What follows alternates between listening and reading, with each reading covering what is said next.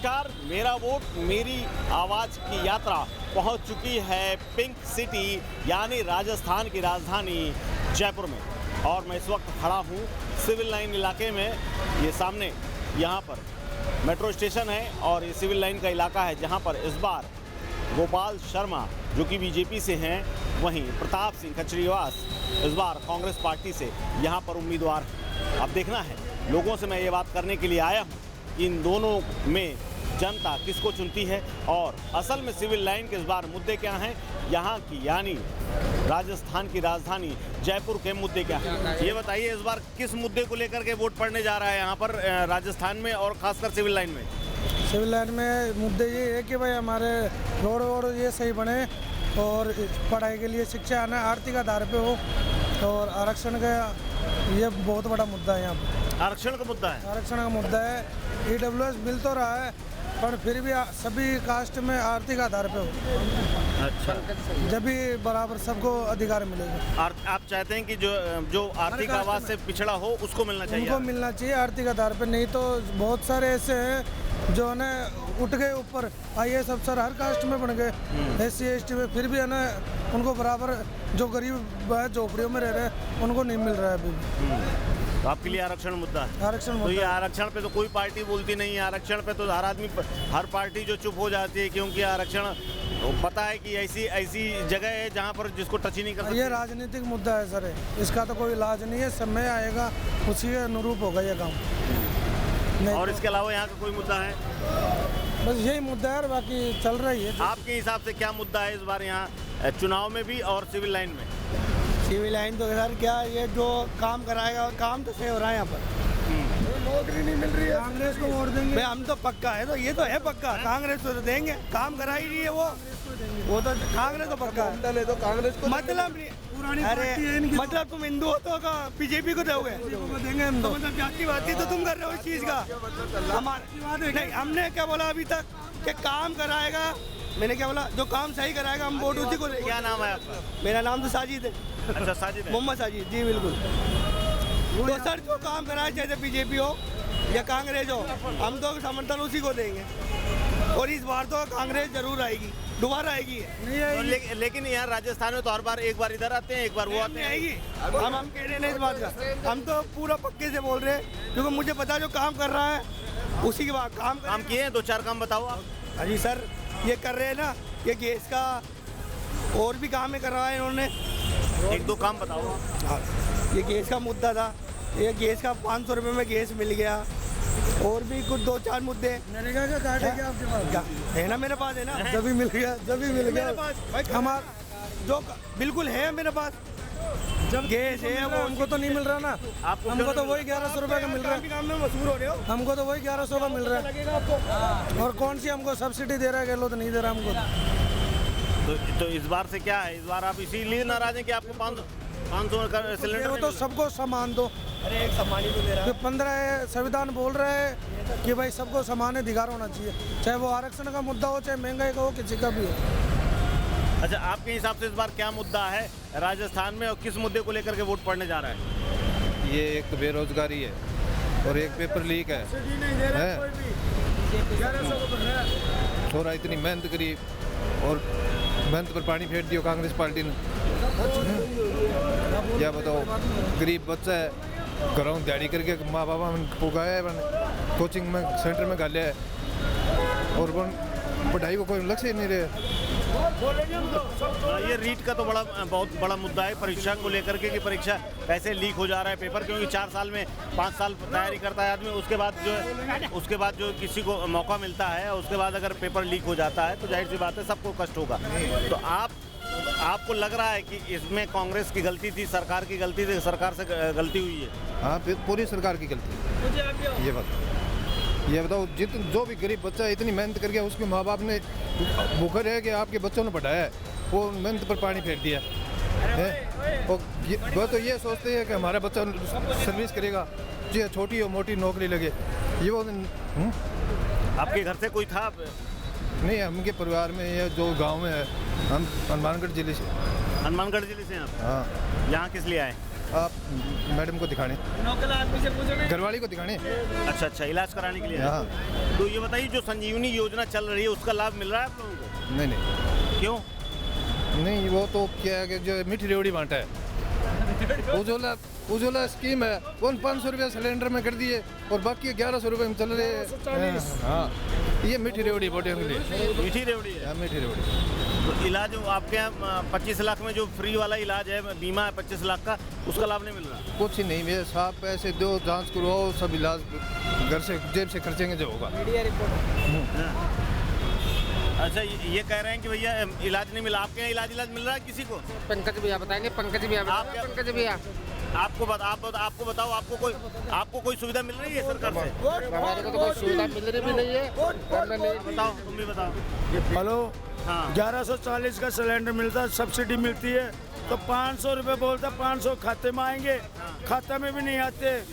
आप बताओ, इस बार यहाँ सिविल लाइन में क्या मुद्दे हैं? इस बार सरकार क्या कर रही? क्या इस बार गहलोत सरकार अच्छी रही अपनों के लिए, अपनों के लिए? हाँ, विधायकों के लिए रही और जनता को लूटा और अच्छी सरकार चलाई। हर किसी को निकम्मा बोला। राजेंद्र वो गुड्डा है, वो 4.5 साल तक अच्छा रहा, फिर वो निकम्मा बुरा हो गया। ये सरकार है, फ्लॉप सरकार है। फ्लॉप सरकार है। फ्लॉप सरकार, गहलोत सरकार फ्लॉप सरकार है। टोटल जुमला दे रही है, गैस का, सिलेंडर का, दवाई कुछ नहीं, लेना देने कुछ नहीं है। ये संजीवनी वाला लाभ नहीं मिल रहा लोगों को? किसी को कुछ नहीं मिला, बकवास है सब। ये छोड़ो, 4.5 साल में आगे बाद में ये जुमले दे रहे। पहले करो ना, करो तो रोड सही हुए, अभी क्यों हो रहे? 500 रुपए का सिलेंडर बहुत बड़ा मुद्दा था, 1250 और 1200 से 500 में आ गया। 100 में से 4 आदमियों को मिला, क्या मिला? 4 आदमी को मिला, 500 मिला, सबको बराबर नहीं है, कुछ नहीं है। 2 आदमियों को मिल गया, कैसे बोला? ये बोल रहा ना।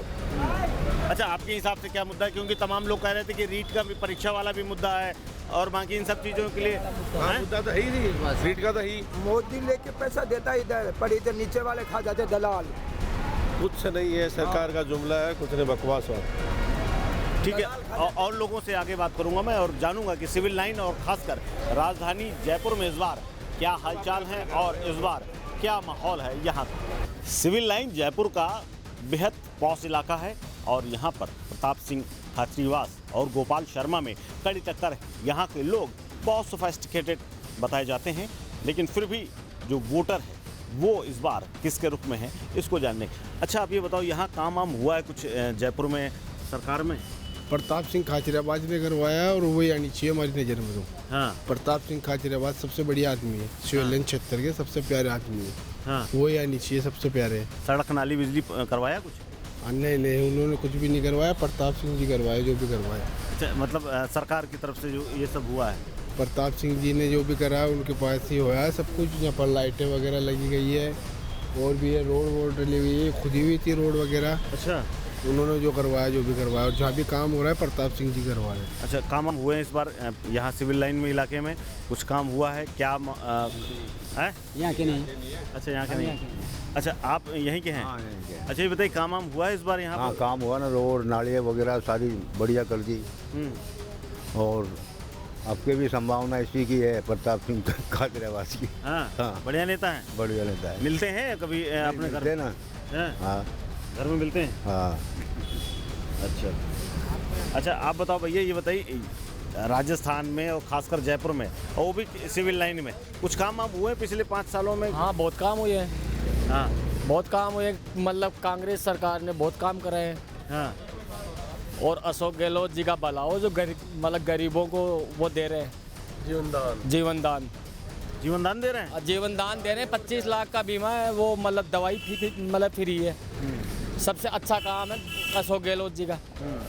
अशोक गहलोत जी की योजनाओं ने बहुत कुछ लाभ दिया है।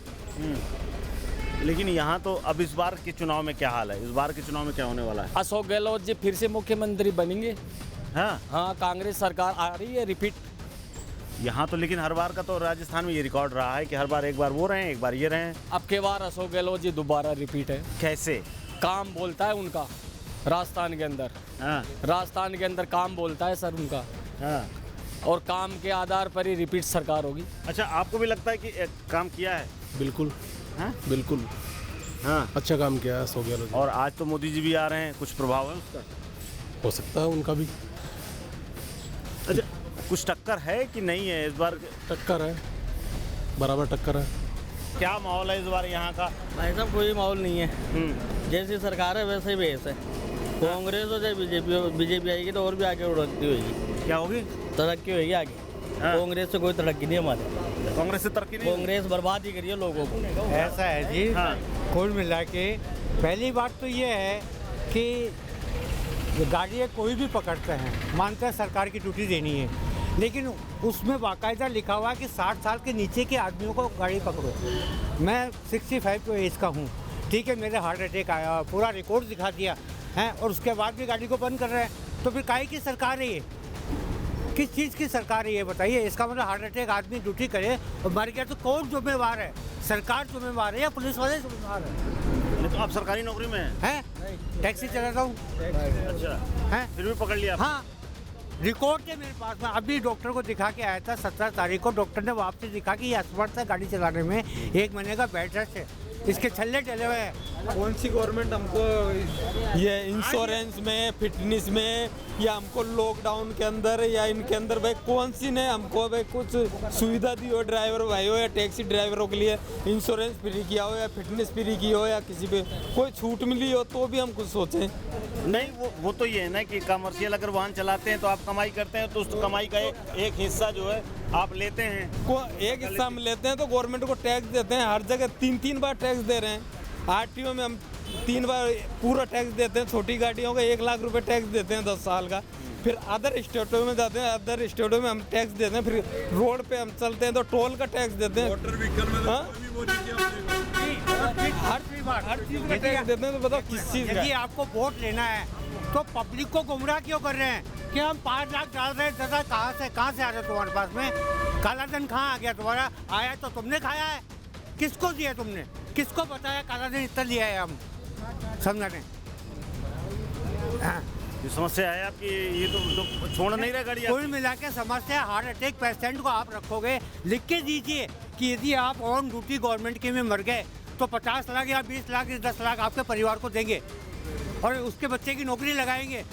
60 साल हो गए, मैं रिकॉर्ड दिखा दिया कि ये देखिए साहब मेरे दवाएं के थे, बता दी, फिर भी गाड़ी नहीं हो रही है। ये थाने वालों ने पकड़ लिया? ये कोतवाली ने पकड़? हाँ, तो चुनाव में लगा दिए? हाँ, कम से आज 7 दिन हो गए मेरे को यहाँ पे, पूरा रिकॉर्ड दिखा दिया।